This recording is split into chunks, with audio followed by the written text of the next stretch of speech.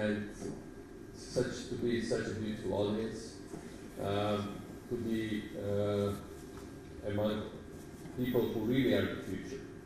No matter what Jacek was telling about whatever our merits are, but I still think that most of it is in the past, although we still have some things to accomplish, but you are the future. And when I share my things with you, what would be my advice to you as future elites of the most interesting civilization the humanity has ever created? How shall we proceed? I think the main thing is that we should never reconcile with existing negative things, and we should never give up. Never giving up had to be motto of our lives, coming from where we were coming, because we were coming from a situation where we weren't supposed to have any future.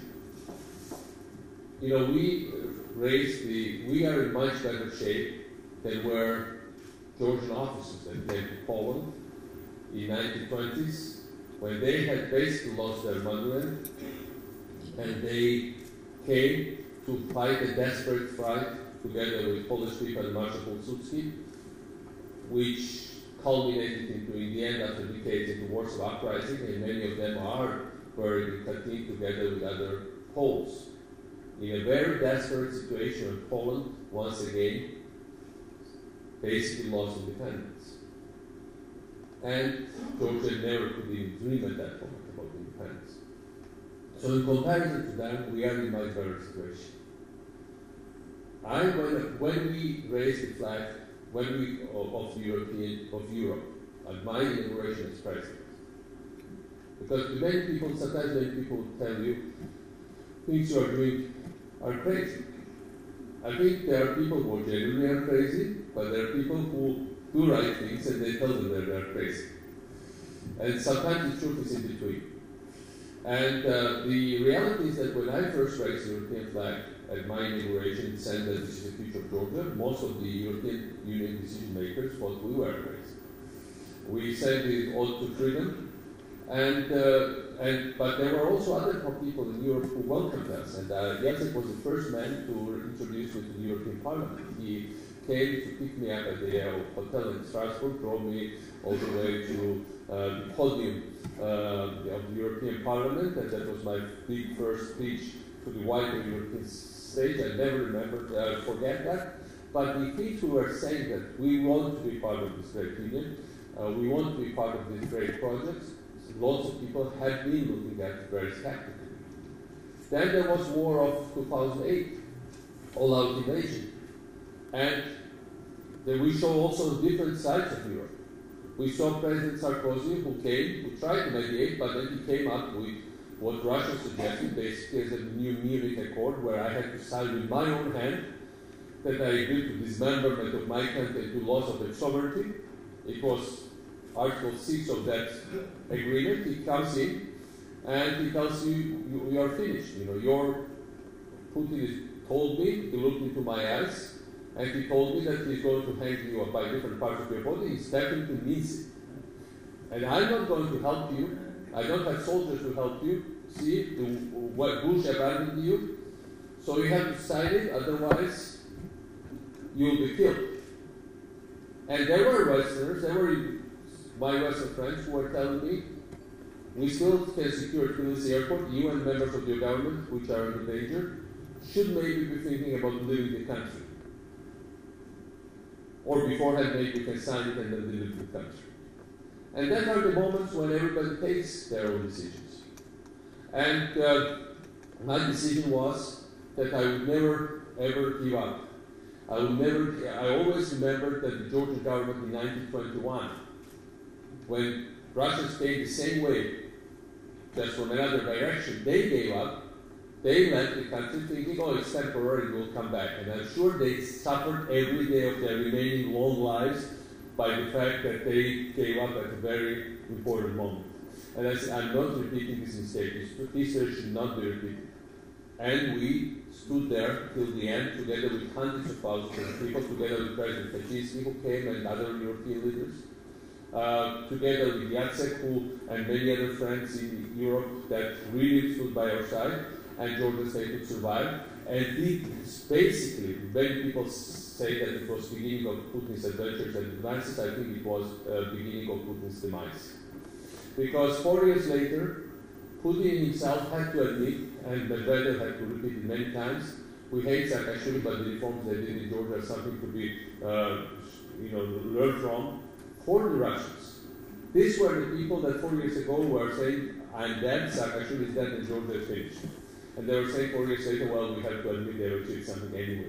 Even the enemy says this sometimes. And the reason why I'm saying that we are facing a very precarious situation now, was exactly 1 year ago, I was sitting in Warsaw, totally anonymous in some small hotel, trying together with Jacek, MEPs and members of Polish political class to go to Kiev, or to go with us to Kiev. I needed them because I had some suspicion that the Polish wouldn't let me on my own. And Jacek was very good in trying to help me to mobilize all these people, and I met Małgorzata also at the airport at the moment when I came here. Then I remember, and with some other friends. And actually, we arrived in Kiev, and I was on, as I suspected, on their blacklist of the airport. But then I arrived, and they surrounded me, and this big man covered me with his body, so that they would notice me through the airport lines, and so they sneaked me, and that was basically very bad because Boris Tarasuk was on this, the center of all these events there, and he remembers, and this was a first big delegation of European parliamentarians. Of course, on the way out, they all had to do the same way because again they wouldn't let me out, and they were stuck for almost an hour at small Kiev airport at Giuliani. But actually, the fact that. And then, of course, we were proclaimed persona non grata, but it's already started to move. And people of Ukraine saw that they had other friends. And then I called my friend John McCain, who still was not on blacklist. And he came 3 weeks later, and he was on his way to some warm south country. I told him, please, go to Ukraine. It's much more important now. It's very cold there, but it's more important. I thought he told me it was best fit in his life because he saw almost 1 million Ukrainians standing there, and he took the photo with his, and he tweeted it with his iPhone. So the reasons I'm telling this, we were there 1 year ago in this cold, very nice, but still very nice Warsaw, and basically there was almost no hope. I knew most of the people, also in the West, thought that there was no future for Ukraine, that it was hopeless, my neighborhood was doomed, and nothing was going to happen. We thought otherwise. And we went there, and of course Ukrainians thought otherwise, and they made it, and they will make it. Now here we have a challenge.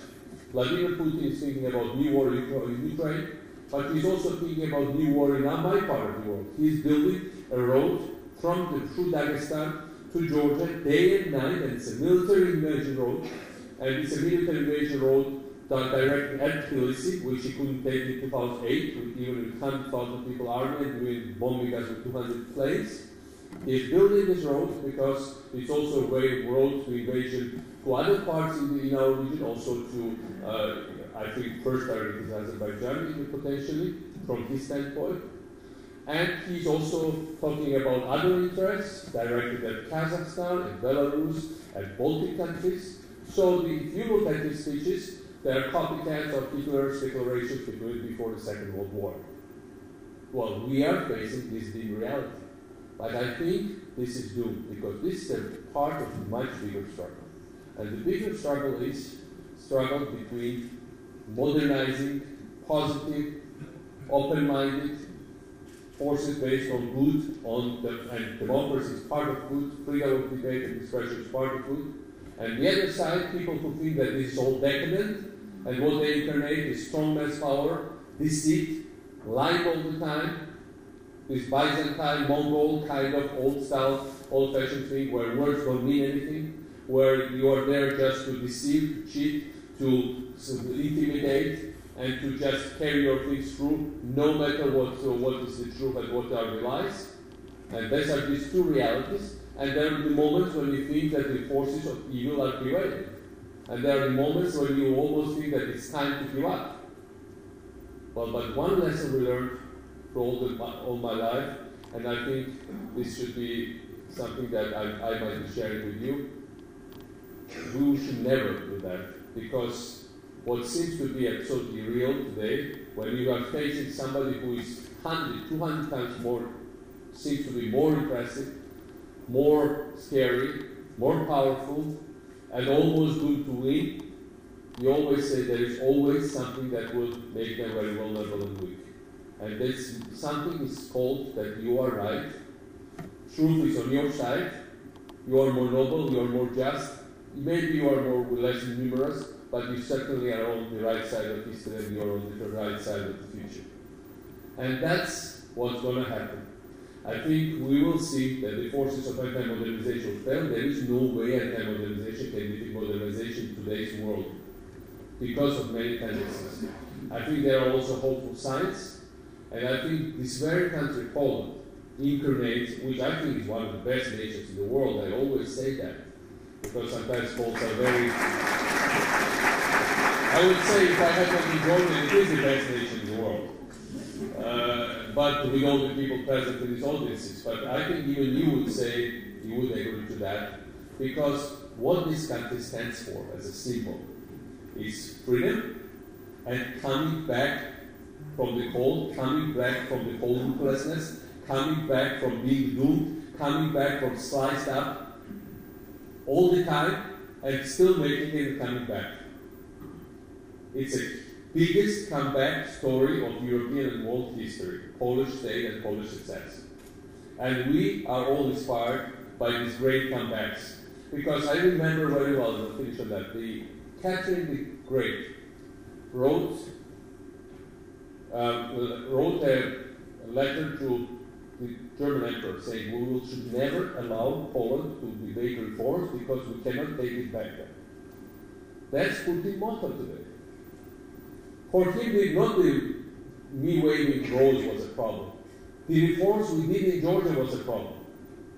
Because somehow it sneaked out of his attention. Before that, all of us were corrupt, all of us were decadent, all of us were easy to manipulate, all of us were crazy, and could be stopped from doing anything positive in real life. We're not good for anything. And he failed on the main premise that every human being is weak and evil by definition. That's his main premise. He failed on it, and that's what Georgia stood for. That's why in Ukraine, where I had been offered one of the highest positions in their government, I had to decline for my own reasons, but I will be part of their reform story anyway in many different forms. Georgian reforms are kind of looked at with hope, because that proves that a small, desperate, hopeless Georgia could make it big, and in many ways more developed and potentially wealthier and stronger Ukraine can make it as well, for sure, and even much better than us. So there is this thing, there is this hope. That's what Georgia means. And even with Georgia being temporarily taken over by the people whom we mentioned, it doesn't, I don't lose hope, because I know exactly that this is all the forces of evil. Every comeback of evil is very temporary. It will be shorter and shorter and shorter. And in the end, they will leave us for a long time. So again, I'm staying with you. I'm incredibly honored to take the sword. I know that swords are good when they are applied in real fight. This sword is not going to hang on the wall. We have quite some enemy to combat, and these enemies, as you rightly said, are the knights of darkness, and every knight of freedom, and all of you are potential, all of you are knights of freedom. These people, this man there is a very accomplished knight of freedom.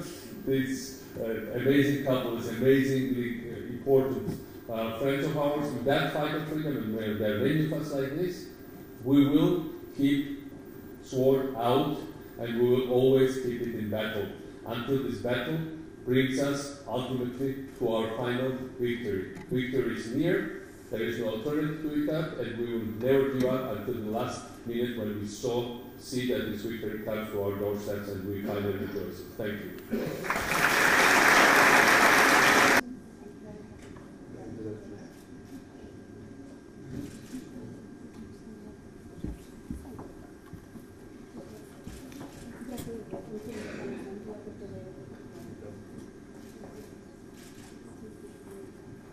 Thank you.